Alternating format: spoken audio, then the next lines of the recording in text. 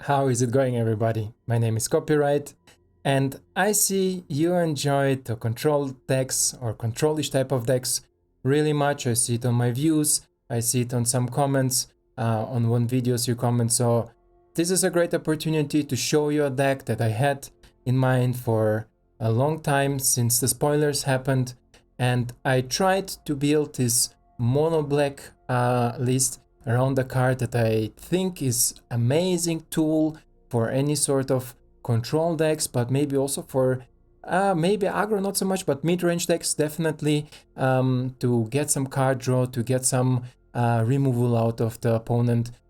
This is our superstar in this deck. Let's check out our Morbid Opportunities. First off, I'm not sure if it's a girl or a guy, so whatever, I think it can be both.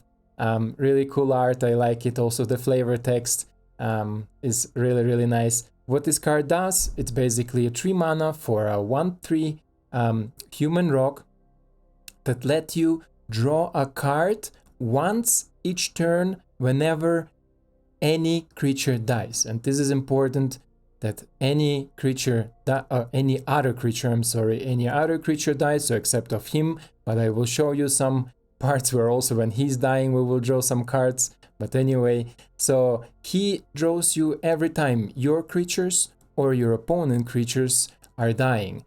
Only once a turn, but it's not a big deal, because maybe you already see in my deck there are some possibilities to make things die on opponent's turn, but also on my turn.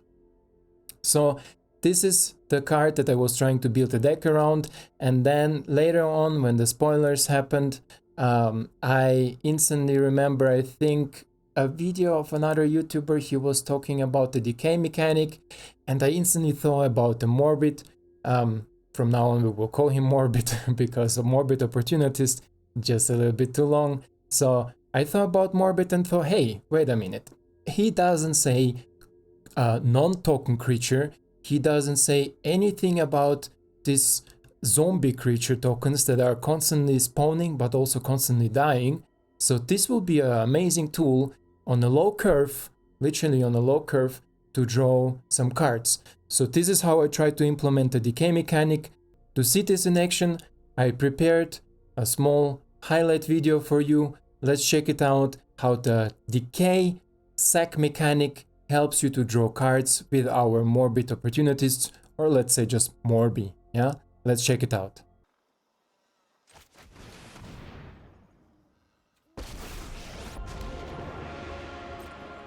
I will show you what happens when the spiders squash back.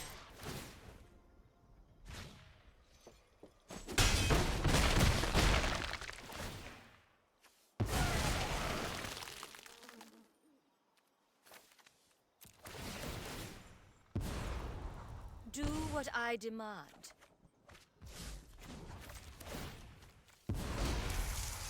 Subservience will be required. Not bad, right? And there is much more. You have so much different ways how you can draw so many cards. Sometimes you even scared to mill yourself with this deck just because the Morbid is unanswered and you have so much tools in your hand, and it's just getting more and more. So let's check it out, all the different ways how you can get card advantage, how you can draw with this bad boy. Let's see it.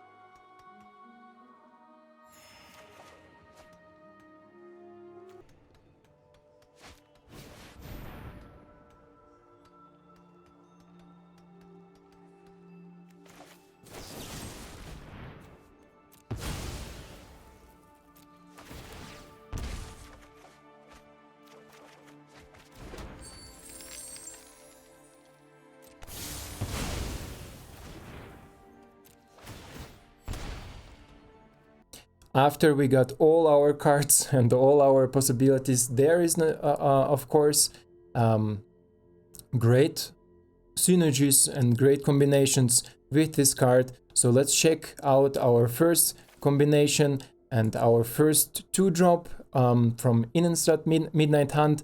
I have 3 of Jadar, Ghoulcaller of Nephalia. We call him also just Jadar. Names, I don't know who makes it, but let's check him out, what he is doing. He's a legendary creature, a human wizard, creature type, we don't care, right? We care for his ability, and he says, at the beginning of your end step, if you control no creatures with decay, create a creature with decay, a 2/2 zombie creature token.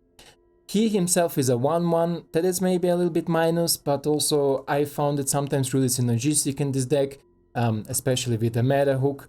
But let's see how these 2 bad boys, our Jadar and our Morbid, synergizing together, and how we can accomplish things that I think are never done before in this sort of deck, in this sort of mono-card list. So let's check it out.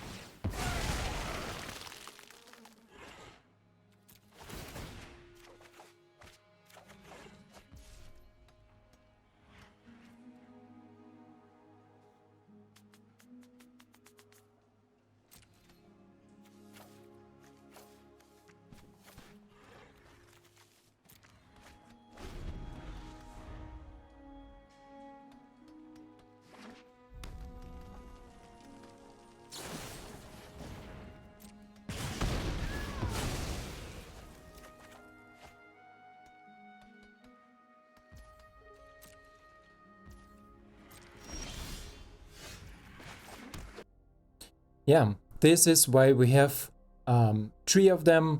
There is just an amazing curve, and to him on 2, then Morbid on 3, instantly attacking with our decay creature zombie and draw a card. I think it's not bad. I think it's pretty amazing for a turn 3, and basically invest nothing until then. Let's check further synergies out in our deck, and we have here 1 copy of a, let's say, a very interesting card that came out with Kaldheim, and this is the Rise of the Dredmarn. I don't know, I don't even have a name for it, let's call it just Rise. What this card does is an instant speed spell, where you can create X 2/2 black zombie berserker creature tokens, so pay attention, they don't have decay.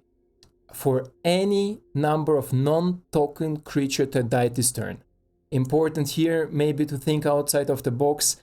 It's also your enemy's creature. Your opponent's creature dying gives you a 2/2 token. It can lead to some amazing synergy in this deck for just as let's say as much as 7 mana. If you foretell the rise of the rise, you can spell your Blood on the Snow. Let's say for 6, you have maybe some treasure left, because you see we have some treasure possibilities, or it's in the late game. You sweep the board, and then in insta-speed on, I don't know, on the end step, you just splash it in, and boom, create 3, 4, 5 zombie creature tokens where opponent against need to deal with, and just take out the resources out of your opponent because there is so much threat suddenly on the board. Also, the good synergy here is if your opponent is, let's say, has a bigger board than you and he's attacking with everything, you just jump with Ghast and Eyetwitch. Maybe on the way you kill 1 or 2 creatures. Even sometimes with Jadar you can jump it too. Maybe you kill some creatures, and on the end step, boom, you flash this in, you create your 3, 4, 5 zombie creatures token. It's untap turn, you untap and you swing in. You swing in with 10 damage, 12 damage, or even more. So this is just an amazing synergy card. Let's check let's take a look how it looks for me, or how it was in my gameplay. Here's the highlight.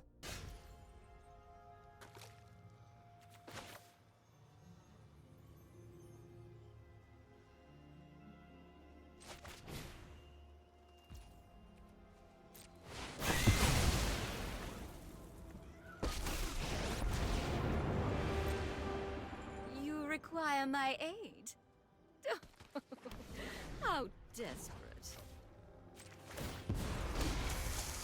My power is for annihilation.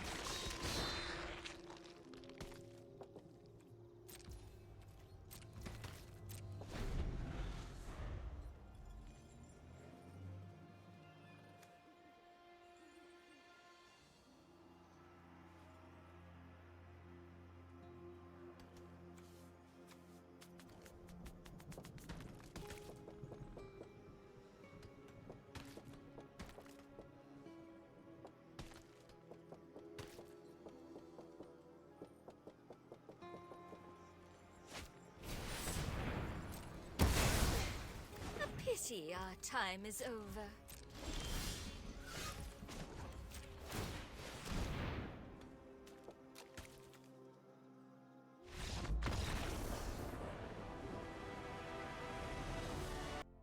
Pretty cool, right? And of course, because so many things are dying, you see in our board we have some spells that that we can kill the opponent's creatures or planeswalkers. We have our own creatures. We have, of course, the meta hook, an amazing tool, not only against control but also against aggro decks. We have some sacrifice spells that help us to accelerate into different spells. There will be a lot of dead creatures, especially in other control matchups. And you know, I like this sort of matchups when you are a creature control and opponent is, I don't know, counter spells or any sort of things that you can imagine happens in this deck. I played some games in ranked, I played some games in non-ranked games just to test it out, and there were some crazy plays that I didn't record, or I just recorded some highlights. This is what you see here, but a lot of things are dying, and here we come to our next synergy card. Amazing card again, and we all know it, we all love it or hate it. A Gundam's Awakening is actually a land, also help you fix a little bit your land drops if you need it, but more often than not I play it as a spell. It's a sorcery, you can play it for 3 and X to bring back X amount of creature with different mana costs. So let's say you are on turn 6, your opponent just played Doomskar or anything else, and you untap and pump this for 3. What can we get? We get our whole synergy combo back. So let's say we take an Eyetwitch just to have a learn board, right? We have a learn board, I will show it later, but we can learn. We get to our 2-drop Jadar and our 3-drop the Morbid, and what happens? The Jadar instantly creates a token and you give the opportunity to your opponent. Even if opponent wipes again, you still draw cards out of it. You still draw cards, and if not, you just keep on your synergy and go on. If you untap, you almost won the game. So let's see this synergy in action. I was really proud of this game. It was really cool. So let's check it out.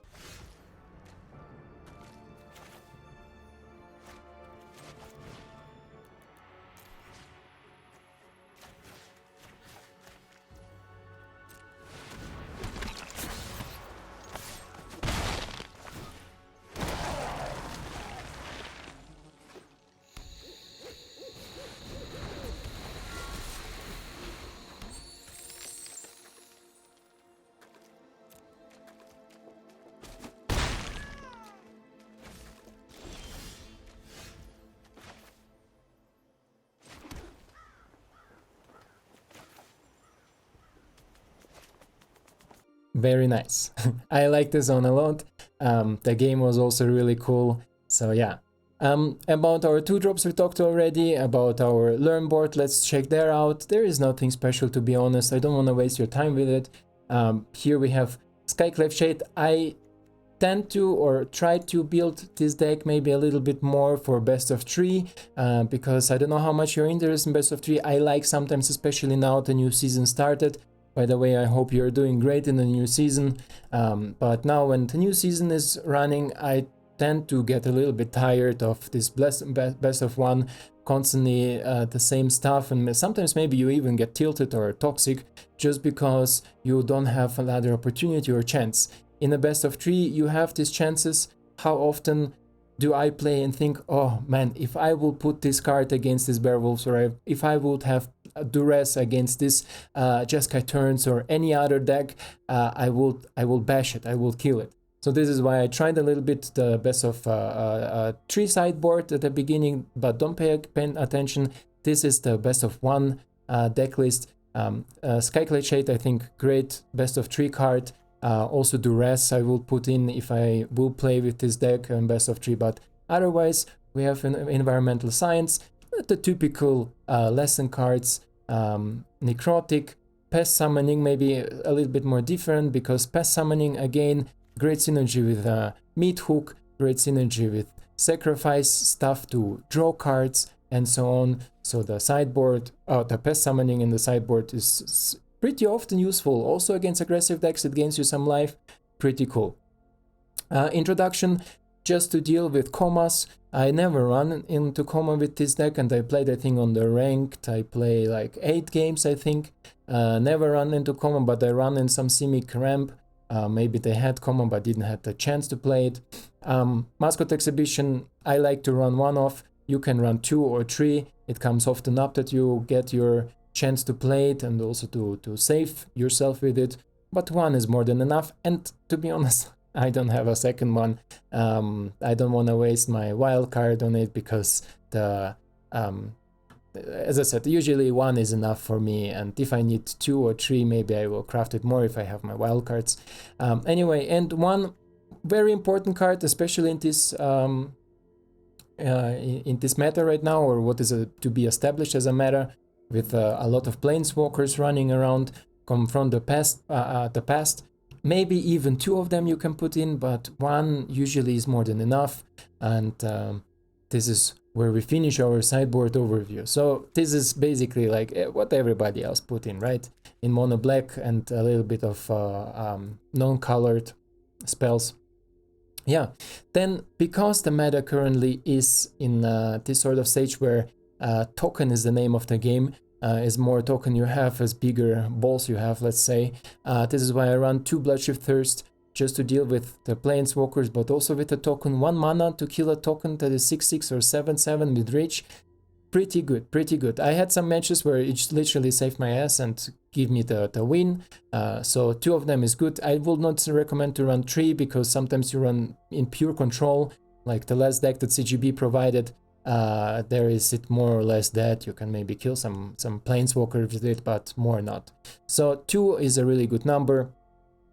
Then we come to our top end.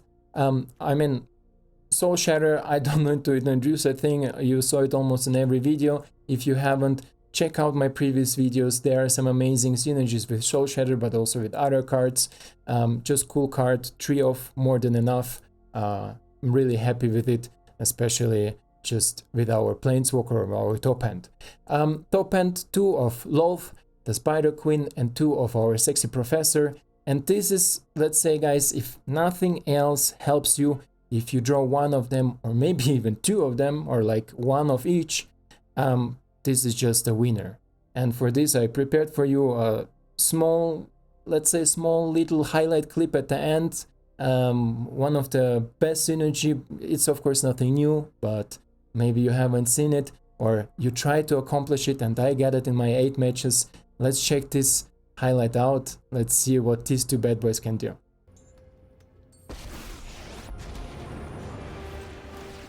My children drench their hands in the blood of my enemies. Aren't I generous?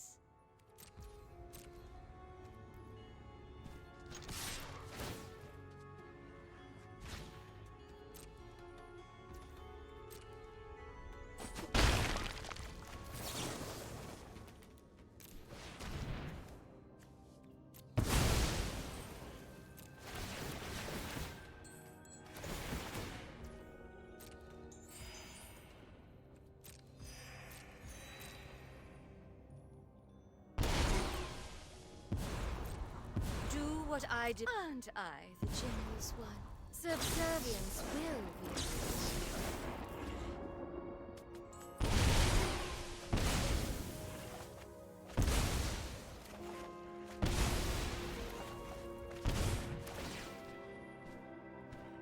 Yeah, this is how amazing you can close out the games. This is how great these 2 works together.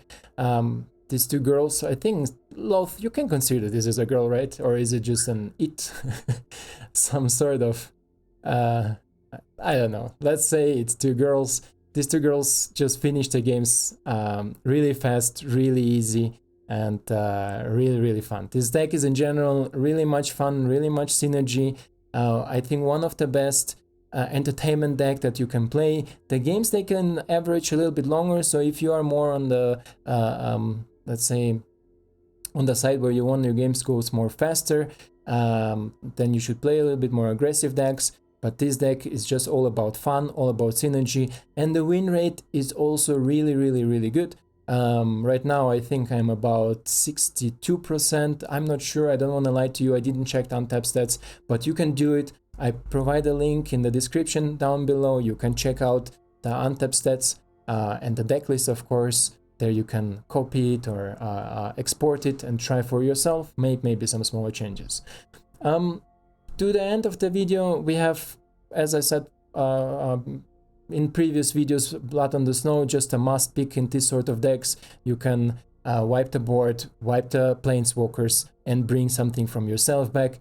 Great card. Maybe would also not play too much of them. I know some people like to play 4 of them. I would rather draw my orbit to draw cards than to draw Blood on the Snow and bring something back from the graveyard. Let's say it like this. So for me, 2 of them works fine. For the mana base, we have 1 Hive. Why 1? Because I have only 1. I haven't unpacked a second one, or I didn't craft it. But 1 did the job for me nice, especially in some creature synergy, graveyard synergy decks, was really, really good. Then we have 18 Swamps, 3 of Faceless Heaven, and 2 of Field of Ruin. And I'm telling you guys, I didn't put this highlight in, but Field of Ruin is a game changer. Especially right now when there is so much land creatures. Use it as much as you can. 2 is a good number for me. There are sometimes games where I draw both of them, but because you have so much draw with Morbid, it's not really a big deal. You still have the mana to activate it and to kill another creature's land from another control deck. Especially these blue-white control decks or blue-green, they tend to run this blue land that is come 7/7 with ward.